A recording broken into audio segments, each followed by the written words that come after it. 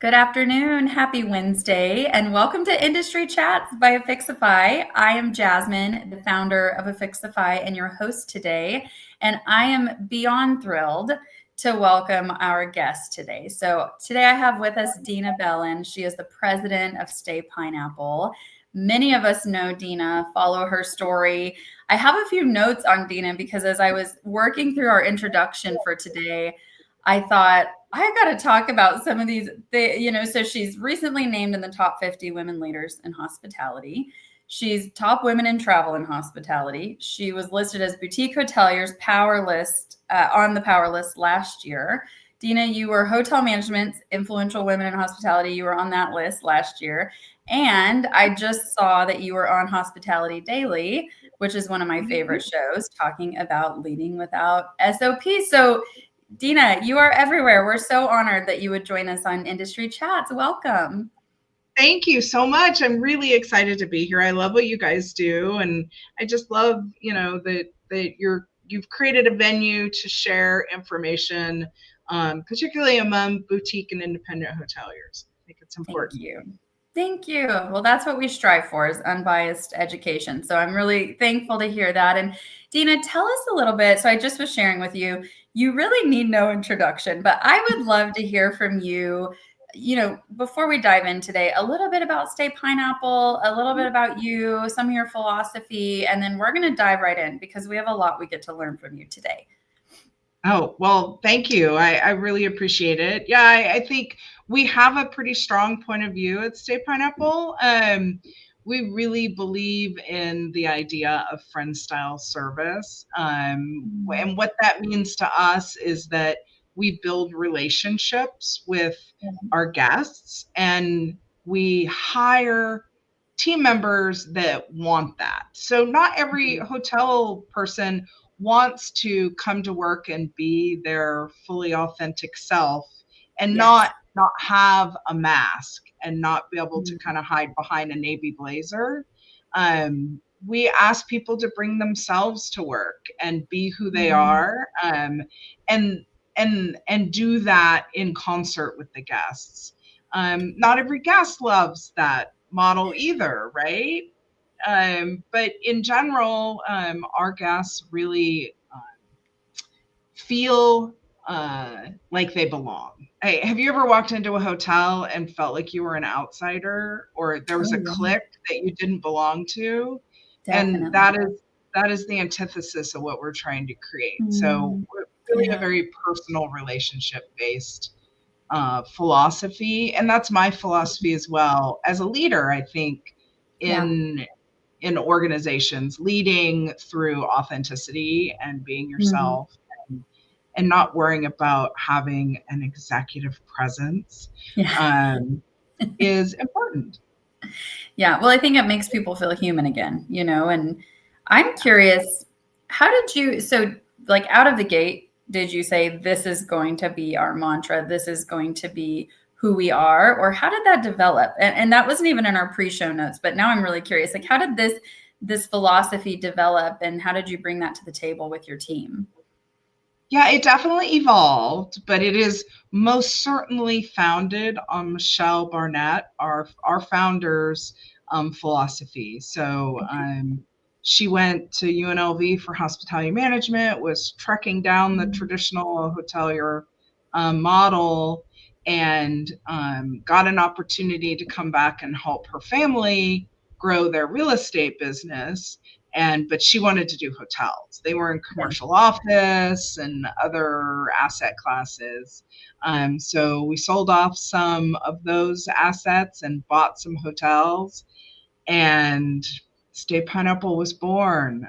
So we really came from the hotel owner perspective too, which I think is different for a brand and management company like us.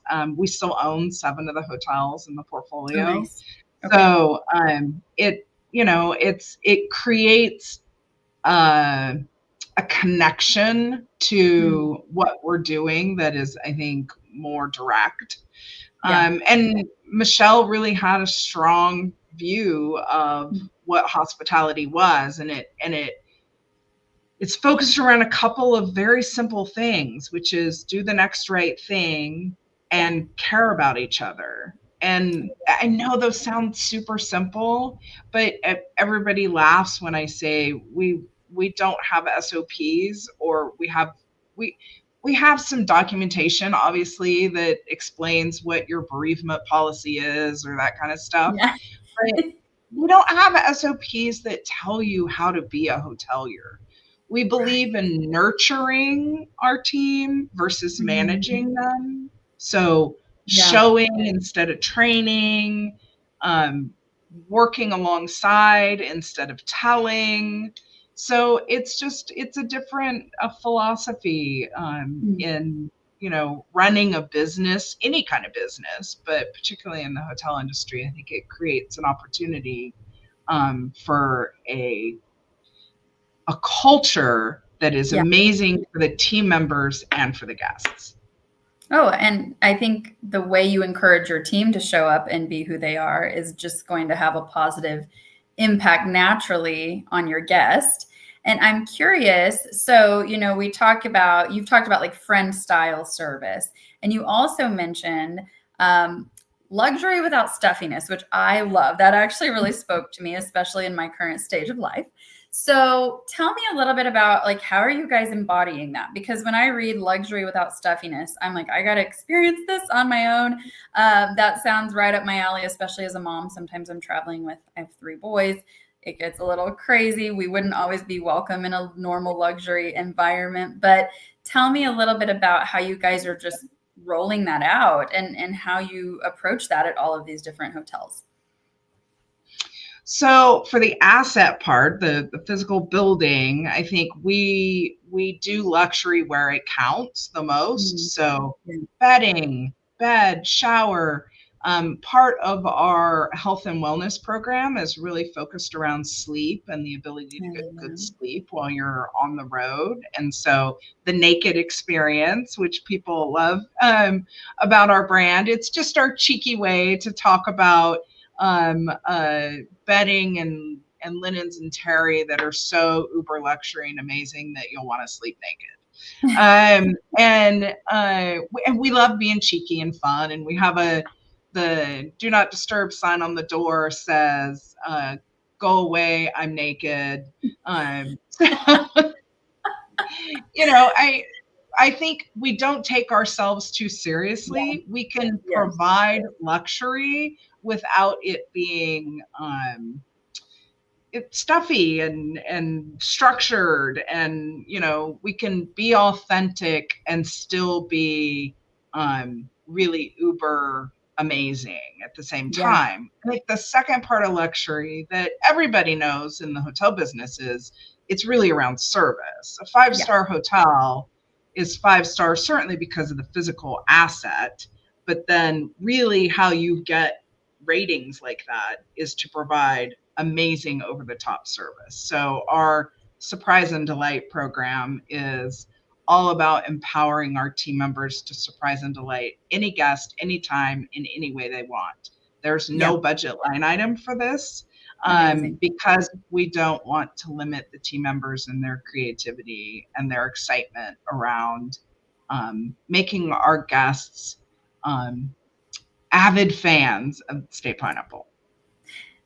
Yeah, it sounds a lot like the book Unreasonable Hospitality, which so many of us love, and I've read it myself and I love that book. And I think what you're saying is so interesting, and this will kind of move into the technology side of it, is being very personalized right now can be challenging because data is restricted, or you may not get the data you need on the guests. So I'm curious how you guys are addressing that. How are you meeting the expectation of hyper personalization in a world where you may not know very much if it came through, a third party or things like that? I'm super curious to learn because I think there's an expectation, but then there's how do you meet that expectation when I walk in the door if you don't know much about me? How are you guys tackling that? Yeah, so it's a little unfair because we started Staypineapple 15 years ago with this idea of surprise and delight. And what that really means is we listen while you're on property and pay attention, or very observant without being creepy or eavesdroppy. Um, and learn things about you. So we've always done that prior to having our technology stack change out in 2024 when we were doing it the old-fashioned manual way, right? That's how we did it. And when we heard interesting things or stuff that you said or you said to us, then we would act upon that and use that creativity and come up with great ideas and do fun things. But what that technology change has really enabled is us to be able to compile information over time. And I think your point is really important, that there's a lot of limitations on data collection anymore, and there should be. We have certainly taken the approach that zero party data is the only data that we collect. We're not going to go out on Facebook and creep you and see, right? And some hotel brands do it, and I don't, that's fine. It's not the choice that we've made. We've made the choice to only use zero party data that you have freely given us. Yes. So one of the things that we do that has been a smashing success, even way more than we had anticipated, was we send a single question to you in your pre-arrival. Why are you coming to stay with us at Staypineapple Chicago or Staypineapple New York or wherever? And you would be amazed at the amount of information people provide us. I mean, paragraphs, they write paragraphs of like, it details of why they're coming and what they're doing and why it's important to them. So I feel like psychographics, so really the psychology of who you are and what makes you tick, is way more important for us to gather than whether you like a Diet Coke or a regular Coke or Pepsi or, sure, it's nice to have an amenity in your room that speaks to you. I'm not saying that's not a good thing. Of course, we do that kind of stuff. But I want to get much deeper than that. I want to get into being able to really do things that you could never anticipate and identify things that are important to you. So, it might be your pet, it might be your kids, it might be any number of things that we've learned because you've told us about it. Whether that's a team member taking notes and putting them into your profile manually, or it's you answering a question or responding to a survey that you've done or giving us a review. We collate all of that data into a single profile for you and gives us a pretty broad picture. Now, to your question about guests that are coming in from like booking.com and we don't know anything, we don't even have their email address, right?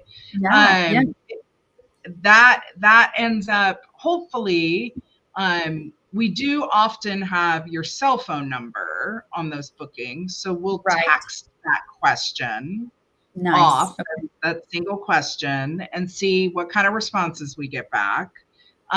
If we don't get anything from that, then we do kind of the manual process of just listening and being attentive and being good hoteliers, the old-fashioned way, right? And we hope that you have such a wonderful time on the property that you'll come again. Again, our business model is based on relationship building. So it's not a one and done for us. We're not constantly trying to attract new customers.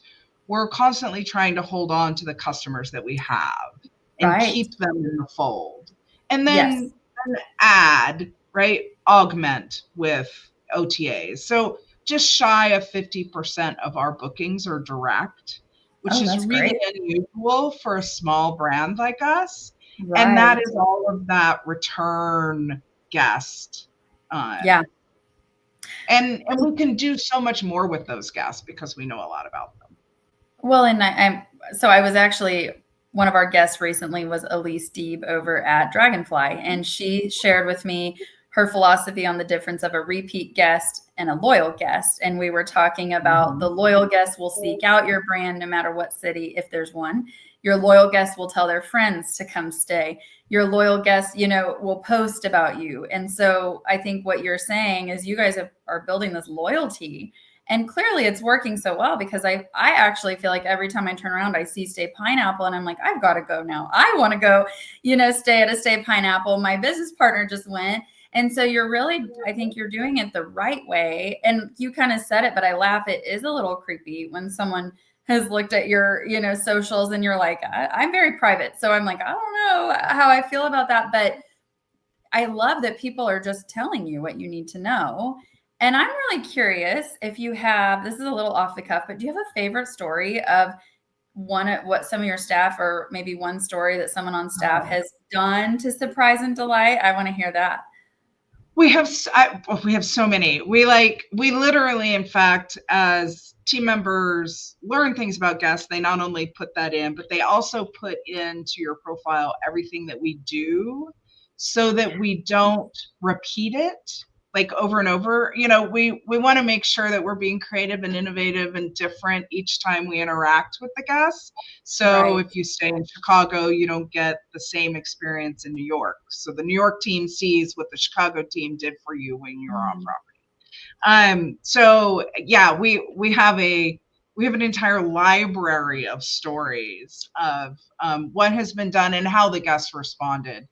One of my favorites over the years has been, we had a guest come to our San Francisco hotel, and they were Filipino, and the front desk was also the everything. We call them everything people, because at our hotels, they're small boutique hotels, so the team literally can make you a coffee or check you in or help you with your luggage. They literally do everything. So the everything person was chit-chatting with the guest, and the guest was saying how excited they were to be in San Francisco because they wanted to go to this specific restaurant and have a dish that reminded them of their mom and home and blah, blah, blah.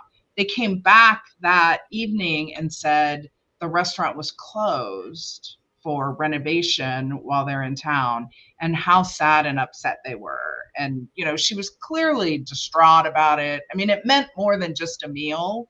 It was a Right. connection to family and culture, and right. So, So they had a long conversation about it. The team member went home that night and made the meal that oh my goodness. her mother would make for her, brought it in the next day, let the guests know that we had something special for them that evening when they got back from their meetings.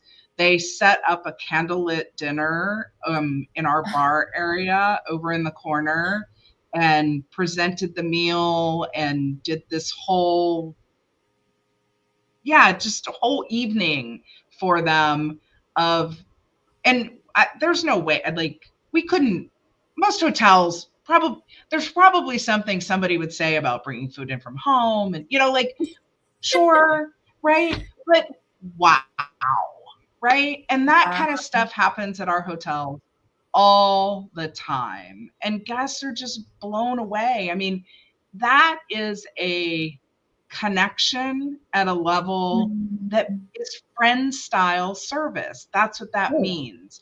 You're Yeah, our friend. We saw you in pain and we wanted to do something fix it. to alleviate it. Oh, I'm like, I've actually never cried on this show, but I feel teary. I'm like, this is just so special. Okay. I mean, that really, and I understand what you're saying about bringing food in, but my thought is like, who cares? They went above and beyond, and Yeah. oh, I'll what a take the story. risk every day on whatever that is to make that kind of connection with people and make that kind of impact on them. Absolutely. I mean, that means everything. And now guess who's coming back to that property every time, that they're in town, because when we treat people like they're human, I mean, that is incredible. I love that story. I'm going to have to share that story. That makes That's me what we just mean by, sense of belonging, right? It's not something esoteric. It's, you actually feel like at home when you're in our hotels. You feel right. relaxed, you put your feet up on the chair, we want you, it's not stuffy. It's Yeah. your home while you're away from home. Yeah. Well, and I hear the passion as you talk about it. So I can only imagine how that gets the team on board because it does start at the top, and I think that's just phenomenal. And now I have to sort of talk about tech, which makes tech so boring when you think about these amazing experiences. But I think we can tie it in because you said something that really made me think. Um, wow, I'm never going to forget that story. But so you said you have guest notes so that in New York, I have a different experience, for example, than in Chicago. Are you guys doing that through Muse? Tell us about this tech stack overhaul and then how you're doing that, because certainly technology would have to support the profile across, properties and all of that in order to do it well. Yeah. So we've always done this, but the difference is we were able to connect with 10% of our guests the old-fashioned manual way, right? Do something like special for them sometimes. And Yeah. now we can scale it to a level that we can have so much more of an impact on so many more guests because of the technology. So we switched our PMS to Muse, our POS to Toast, Yeah. our housekeeping tool to Opti, our texting tool. We switched out 5 technologies all at the It's a big same switch. time over about a 6-month period, rolling through the portfolio. It was head exploding painful. Yeah, that's a lot. It was a lot. It was a lot. But I wouldn't do it any different. Good. People ask me Mhm. regularly, would you do it differently now, or what did you learn? I would absolutely do it the same way again. Right. I'm with what I know today, I might have some extra plans in place before we started it. But Oh, yeah. it it was better to pull the band-aid off and Yeah. not extend the pain on the team, but limit it to a certain period of time and then getting us going. So it Mhm. has really allowed us to make changes Mhm. and maximize the use of AI that we've been using for a number of Yeah. years. We started out with kind of machine learning models early on. We had a tool that we have continued to evolve called Pineapple. In the very beginning, the first thing it did was to be able to automate response to reviews with Mhm. Yeah. a team member in between the automation and the actual execution. But it allowed the team members to, because we require all 95% of all reviews to be responded to. Right. So it's a lot of work, and to be creative and unique for every single response can get challenging. And so it allowed the team members to have the AI help them write Right. reviews. It Yeah. also created a more consistent voice across Mhm. our responses. So we Absolutely. trained the AI in Pineapple voice, Love and it. now our reviews have a lot more consistent kind of just language that we're using. So that was one of the first things we did. But we now are in a position of every single morning, the front desk team gets an email from our AI that collects all of the data that we know about you um, from Mhm. all of our platforms. And it's so for the next 7 days of check ins for guests that we know quite a bit about, right? Yeah. So, not every guest. We're going to have guests coming in from Expedia that, to your point, we know nothing about.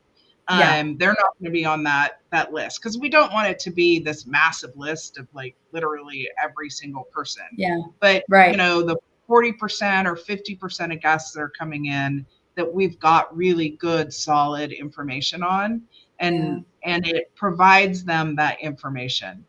What it doesn't Yeah. do, and we do this on purpose, it does not recommend what to do about it because we Okay. don't want the creativity to become rote.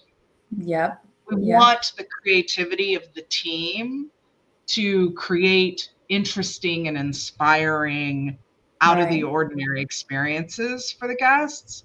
Mm. And that won't work well if we're saying, here's a suggestion, you could, Right. do this or that or this. So we're very thoughtful about how much we're using AI, but we believe very strongly that the use of AI for removing transaction and friction for both our Mm, team members and our guests yeah. is a positive use of it. We Yeah. don't have guests interacting directly with an AI. The AI is there to support the team members and Right. make their job easier and take away all of the stuff they don't want to do so that they can spend more time with guests. Um, but we're always going to be a human-centric operating business. Yes. Just because that's our philosophy and our point of view. Yeah. There's plenty of hotels out there that have gone full tech. You don't talk to a human being. I get it. They're guests Yeah. for that. They're not our guests. Yeah. Yeah. And I think, even being in hotel technology my whole career, I prefer I mean, I just 100% prefer the human touch. But what you're doing, I think, is actually such a very, like, the proof is in the pudding. So you say you guys are all about human centric technology, and that really proves it, because you're using AI in a way to empower your team. But what you're not doing is replacing that experience. So I actually think you're doing a phenomenal job, because I hear all the time, and a lot of our guests talk about AI, and then there's always this underlying fear that everyone else has about how is it going to replace the human element or the human touch. But what you're doing is actually living it out and saying it doesn't have to. We can be an asset, but we're not going to replace that. And I think many people could learn from that and learn from you.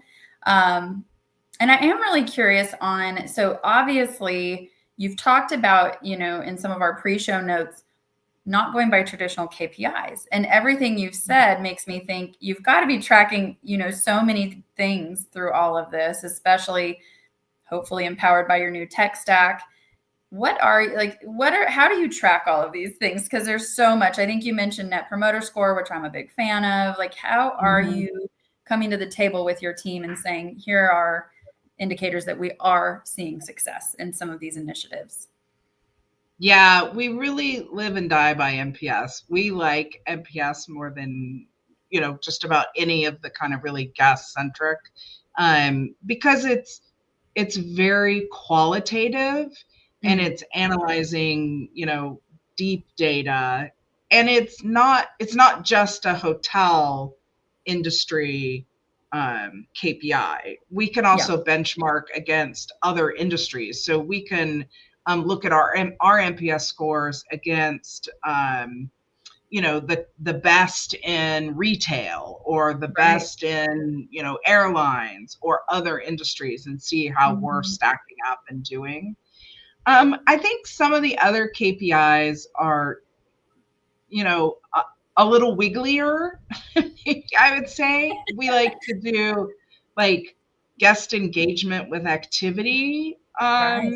reporting on how much attendance did we get on a particular activity. Did that seem to, what kind of feedback did we get on it? Did we get return guests after those Mm-hmm. activities? Mm-hmm. Whether it's we brought somebody in to do a glass blowing class in Seattle at the hotel Right. because glass blowing is really big there, or whatever that is.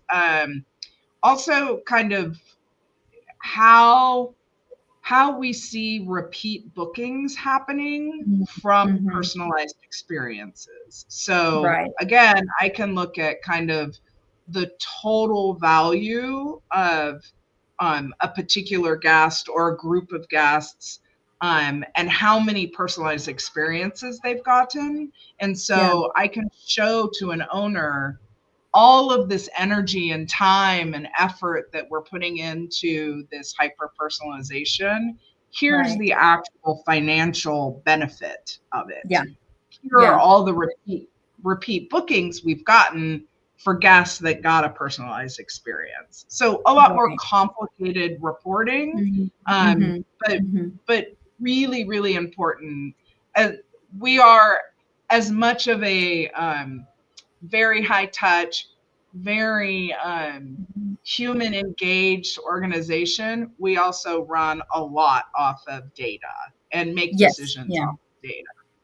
Right, which I can very much appreciate. And I think clearly what you're doing is working. And I could tell that just through following you through LinkedIn and media, but then talking to you, it's refreshing that you're really practicing what you're preaching with your team, and it's working. So I'm excited to keep following you guys' journey and just seeing how Staypineapple grows. And for those listening, both live today or soon on our YouTube, this will also be in our newsletter later this week. Is LinkedIn the best place to follow you, or if they want to learn more about Staypineapple and you specifically, where can our guests follow? I won't say tell them where to contact you because you'll get a ton of emails, but where can they find you and learn more? I am very publicly available. Yeah, definitely link with me on LinkedIn. But yeah, also my email and cell phone number are all over the place. So reach out to Love me. it. I love particularly talking to young women in the hospitality industry and supporting women growing their careers. So yeah, always happy to talk to people. I love that. Well, Dina, thank you. It was a joy to have you on today, and I'm so grateful. And we will have this up on YouTube soon for those who may have missed it, but we look forward to maybe having you back one of these days and hearing how the journey's going. That would be amazing. The one thing you can be sure of is Staypineapple will continue to evolve. It will. I love it. Well, Dina, thank you for being my guest. And to our listeners, thank you for being here today. We will be back next Wednesday with our friend Kate Cortez from Sonesta Hotel Group. We will see you guys next week. Bye, Thanks, everybody. Jasmine.